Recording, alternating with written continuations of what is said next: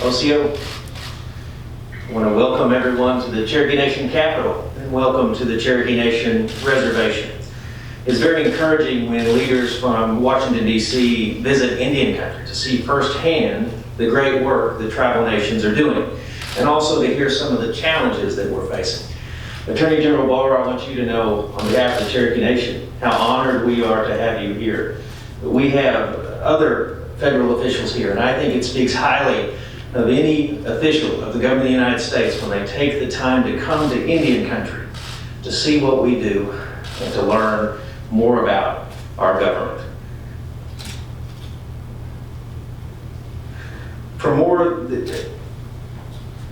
The Cherokee people have operated an efficient and sophisticated tribal court system for more than a century after establishing our government here in Tahlequah after removal. We have also U.S. Attorney Trent Shores of the Northern District, and we thank you for being an instrumental partner with the Cherokee Nation. As both a citizen of the Choctaw Nation and a U.S. Attorney, we know that you're committed to the welfare of Indian country and the welfare of the United States. As the chair of the Native American Issues Subcommittee for Attorney General's Advisory Committee, we thank you for coordinating this visit today. U.S. Attorney Brian Kuester from the Eastern District of Oklahoma, we appreciate you also being with us today. And we appreciate that your office has hosted a Special Assistant U.S. Attorney from the Cherokee Nation in your office over these last few years. That partnership could not have come at a more critical time, and I'm grateful for it. Members of Cherokee Nation's Sovereignty Commission are also here today. The Commission is helping plan the necessary expansion of our criminal justice system. And I appreciate their willingness to lend their expertise as the Cherokee Nation takes on new challenges.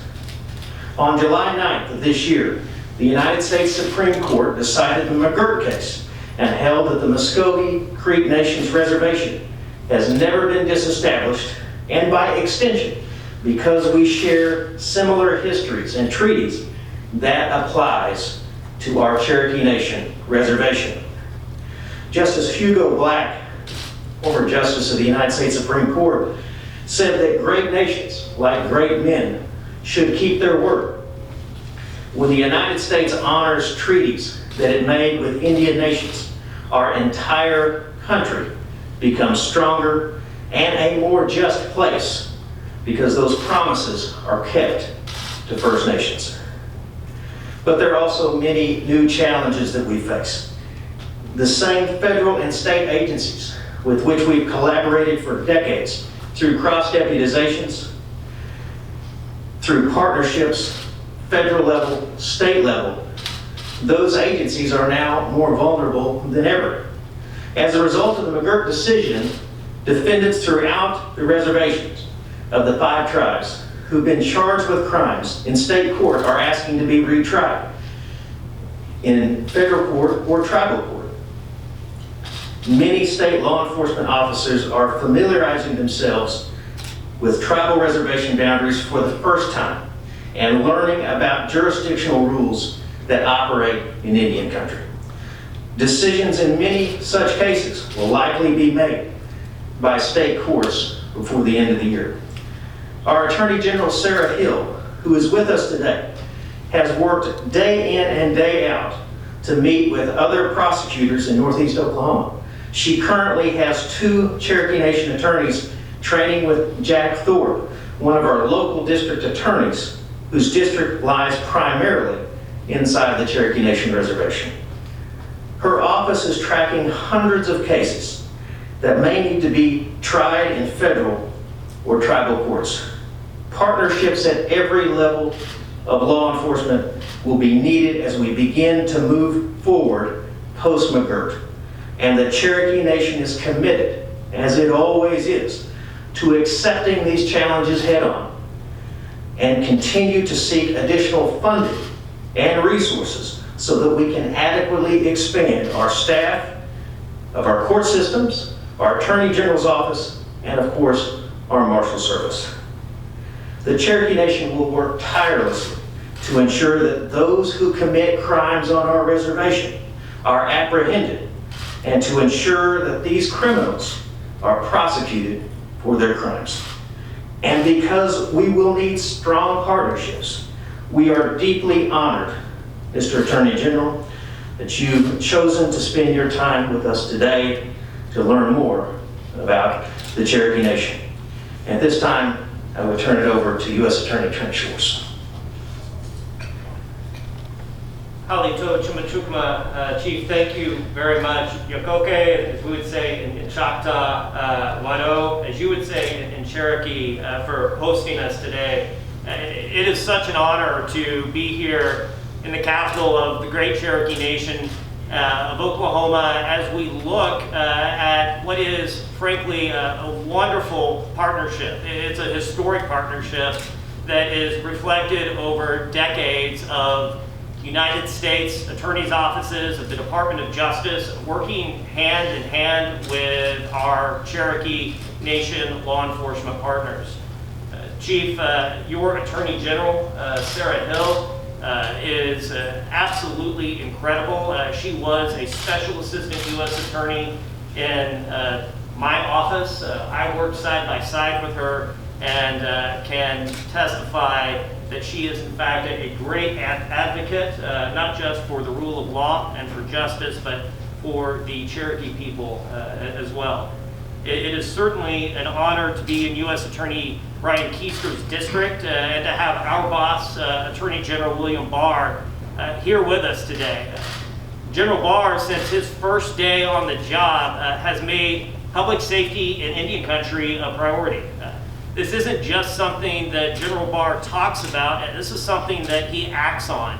And I think that is so crucial when we look at what is it that we can do and should be doing in Indian country. It's consistent not only with treaty obligations, but with our trust responsibility. And that's something that the entire Justice Department takes very seriously. We've seen General Barr visit Alaska. We've seen him visit with Alaska Native villages. We've seen him visit the Salish Kootenai tribe in Montana, and it is so wonderful to have him here in Oklahoma. As I view these questions that have arisen about public safety in the wake of the McGirt decision that we've talked so much about here in Oklahoma, I view them through both my personal heritage and through my chosen career. I've been a prosecutor for the majority of my career for the Justice Department, working in Indian country. But as a citizen of the Choctaw Nation, there also is great personal pride in having the opportunity to continue to provide public safety to all citizens of the United States, but especially those in Indian country, giving voice to women who have been domestically abused or who are victims of violent crime, to ensure that they have the same opportunity to achieve justice as every other American. My great-grandmother is where my Choctaw heritage comes from. When she grew up here in Indian Territory, she did not want to be known as Indian because Indians weren't recognized as citizens yet. And not until 1924, when she was 24 years old, did that happen. And I know that my great-grandmother is looking down today and is so proud of where we are and how far we have come, because this is good government. This is accountable government. This is government that is working for the people. And the partnership that we have, the bonds that we have forged from the United States Attorney's offices, from the United States Department of Justice with the Cherokee Nation and the Cherokee people, is something that I am extremely proud of and look forward to continuing to foster in the days, weeks, and years to come. And with that, Chief, again, thank you for hosting us today. Certainly, we look forward to learning more about the Cherokee Nation and having an opportunity to share the incredible history of the Cherokee Nation with Attorney General Barr. Thank you. Mr. Attorney General. Thank you, Chief. Thank you, Chief. It's a real pleasure and honor to be here with you and the leadership of the Cherokee Nation. As Trent mentioned, with my colleagues from the Department of Justice, both Brian and Trent. As Trent just mentioned, I've had a long-standing interest in Indian affairs. when I was a youngster in the Reagan White House. The Indian Affairs portfolio was assigned to me, and I became very interested in these matters and visited with a lot of tribal leaders during that period. And when I took over Justice Department, I've made it a priority.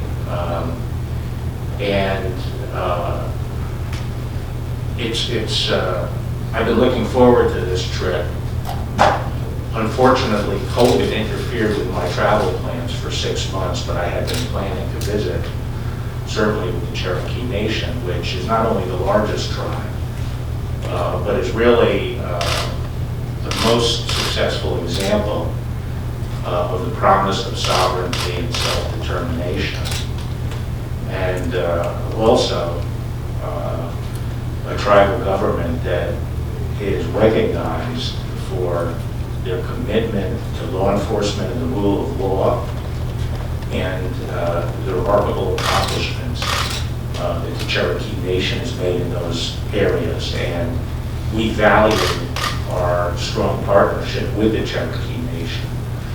And I'm here to discuss how we can strengthen it going forward, but also how we can jointly meet at least the short-term challenges that we face with the McGirt decision. I know McGirt is on everyone's mind, and in Washington, the Department of Justice is working closely with the Oklahoma delegation to try to come up with a legislative approach that is supported by all sides. But as we do that, we are committed to implementing it and meeting the challenges we're facing right now, which is a question of resources. Obviously, we didn't plan on the McGirt decision when we were deploying our resources from the last budget cycle, but we have pressing needs now for our prosecutors and for the prison system. We sought to address that initially with some temporary assignments of prosecutors from around the country and other professionals from around the country to augment both the northern and eastern districts here. That has had an effect. I'm told by Trent that since August, his office has prosecuted 114 cases, whereas in a typical year, the entire year would be about 230 cases. So you can see the impact this is having on us. I'm also pleased to announce today that we're funding a tribal, what we call a Special Assistant United States Attorney program, or SAUSA program, with $2 million over 3 years. The department will provide funds to hire 2 prosecutors for the Eastern District and 2 prosecutors for the Northern District from tribal prosecutors who will then be cross-designated. So those prosecutors can handle cases both in tribal courts and in federal courts. We also are taking a longer-term view and have just gone through an exercise of taking slots from around the country, 30 prosecutorial slots, 10 other professional slots, and then additional slots for victims experts, assistants, to shift those slots to Oklahoma so they can meet the federal responsibilities here. In November of last year, the President signed an executive order which created Operation Lady Justice, a task force that is charged with developing a government-wide response to the issue of missing and murdered Indigenous persons. And we're very pleased to have Patty Buell of the Cherokee Nation now in the Department of Justice as the coordinator for all the U.S. Attorney's offices here in Oklahoma on that project. And in the next several weeks, she'll be reaching out, and the offices will be reaching out to develop action plans protocols for responding to these cases as they arise. Finally, I'm happy to announce today that the department is awarding over $296 million throughout the country for tribal grants to improve public safety, serve victims of crime, support law enforcement, COVID assistance, and for the support of youth programs in American Indian and Alaska Native communities, as well as research and technical assistance for these communities. This funding will be almost $40 million allocated to Oklahoma and over $7.6 billion directly to the Cherokee Nation, and will provide critical support to law enforcement and important funding for victim service providers. So those are some of the steps we're taking, and I'm looking forward to my discussions later this morning to hear perspectives on how we can strengthen our partnership going forward. Thank you, Chief. Well, thank you, Mr. Attorney General. Again, we appreciate your presence here with us today. At this point, that concludes the media open portion. General Barr, Chief Hoskins, U.S. Attorney Kuester, and A.G. Hill and I are going to meet with tribal leaders now to have a roundtable discussion about issues that are pertinent both here in Cherokee Nation, but also throughout Indian country. Thank you to all of our media partners who came out to Tahlequah today to cover this important announcement. And at this time, we will ask that the media please depart the room. Thank you.